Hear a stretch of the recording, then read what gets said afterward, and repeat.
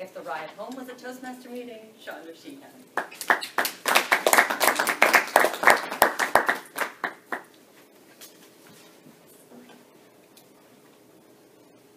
7 minutes. That is the time it takes for me to pick up my kids from school and take them home. 7 minutes of complete and total chaos. From the moment they get into the car, I'm greeted with complaints, meltdowns, and just general chaos from tired and hungry children. Meanwhile, I'm desperate to coordinate this evening's events, bossing people around, barking out orders of who needs to do what, by when, and be where. I find myself in these 7 minutes pining for the quiet, orderly, organized Toastmasters meeting. With every agenda item precisely planned, every speaker tightly timed, every speech carefully critiqued. What if the ride home was run like a Toastmasters meeting? Oh, I imagine something like this. Good afternoon, children. As you enter the vehicle, we will officially begin our 7-minute ride home. Today's health and safety tip, put on your seatbelt. As a bonus health and safety tip, you should know your mom is in a very bad mood. The word of the day today is sorry.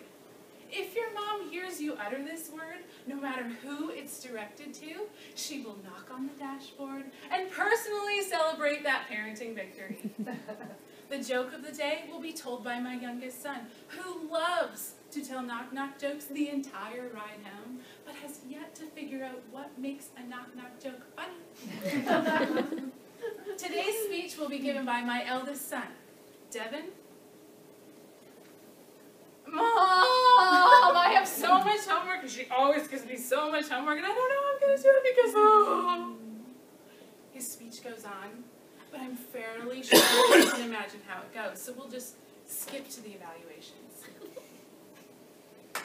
Excellent. Attention-getting opening, Devin. Great vocal projection and the use of hand gestures and emotion. Oh, bravo. All of which expressed your heartfelt hatred of homework, your disappointment in me as a mother, and your complete annoyance with your siblings. I mean, fabulous job. Your voice was not only heard clearly in the back of the vehicle, but I am fairly certain that vehicles passing by could hear your expressions. Though full of drama, your speech was natural and spontaneous.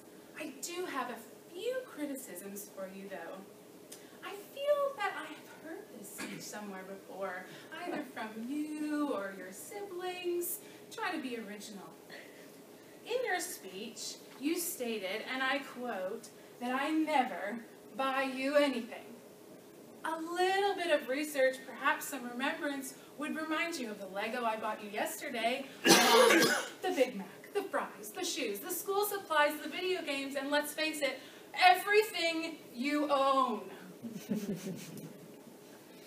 Regarding your grammar, remarkably, you had no ums or ahs. I was very impressed.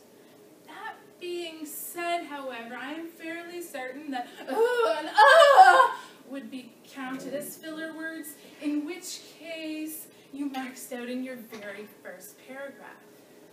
I also suggest using more descriptive adverbs in your speech in the future. You stated, I really, really, really don't want to do my homework. You could reword that and say, I profoundly, I vehemently, fiercely don't want to do my homework. This would accomplish two objectives. It would add interest to your speech, grab people's attention, as well as convince your mother you're actually learning something at school. Lastly, probably most importantly, mom is one syllable.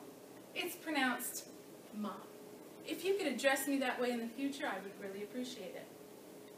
Overall, you did a fantastic job for your 100th complaint speech. In all likelihood, I will still be mulling over your thoughts, particularly of my shortcomings as a mother when I indulge in a tub of Ben & Jerry's later this evening. And with that, I'm afraid we are coming to the end of our ride. If any of you would like to schedule a complaint speech in the future, you can do so by speaking with your father. I'm sure he would love to hear from you. Thank you, kids, for joining me in this 7-minute ride home. I look forward to hearing these exact speeches again tomorrow. Meeting adjourned.